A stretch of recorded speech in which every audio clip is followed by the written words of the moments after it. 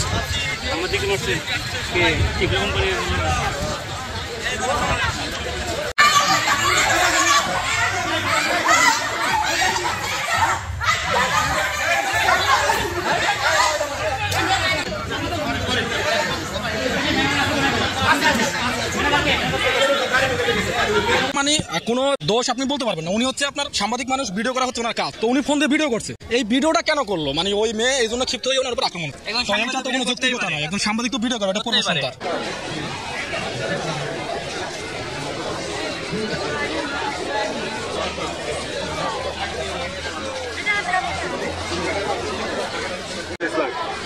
ধরে কাটবেন, ভোটটা দিন আপনার দামি সবজি নষ্ট হবে না, আর এটা হবে 100% স্টিক। যেমন এটা থাকবে নিউ চাপার চিকেন সেন্টার লিখে 1 প্লেট হবে 60, আলু রান্নার জন্য আপনি খাওয়ার জন্য কিছু হবে বিক্রি দিতে বন্ধ করবেন। ওই যে ভাইরা তারা প্রথমে একটু ঝামেলা হয়েছে, ভাইরা ভিডিও করতেছে, ভিডিও তো করতেই পারে, তারা ভিডিও করবে না, তারা সাংবাদিক, তারা দুই পক্ষের কথা শুনবে, তাদের উপরে মনে করেন ক্ষিপ্ত হয়েছে। এগুলো তো ভালো না, মোবাইল নিয়ে যায় বাইরে, তারপর তাদের উপরে আক্রমণ করছে, এগুলো তো খারাপ, এগুলো তো ভালো না।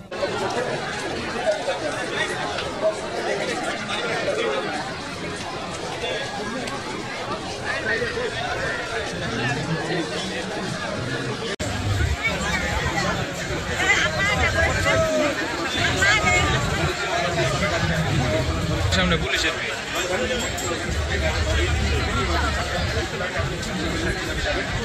প্রবেশ পথে আমরা একটা ঝামেলা দেখতে পাই। এখানে দেখছি যে নিরাপত্তা প্রহরী যারা রয়েছে, যারা তাদের সাথে ইগলুর লোকজনদের মারামারি হচ্ছে এবং একটা মেয়েকে 10-12 জনে মারছে নিরাপত্তা কর্মী। তো ওই ভিডিওটা আমরা ধারণ করতে গেছিলাম, তো ইগলুর একটা মেয়ে এসে আমার মোবাইলটা টান দিয়ে নিয়ে মোবাইলটা ভেঙে ফেলে। মোবাইলটা ভেঙে ফেলার পরে আমার যারা আরো সহকর্মী তারাও মোবাইল করতেছিল, তো এখান থেকে বোম টেনে নেয় এবং বোম নিয়ে পায়ে করতেছিল, দলাইতেছিল। পরে ইগলুর শোরুমে যায় যে ওখানে কি হয়েছে এটা বক্তব্য নেওয়ার জন্য।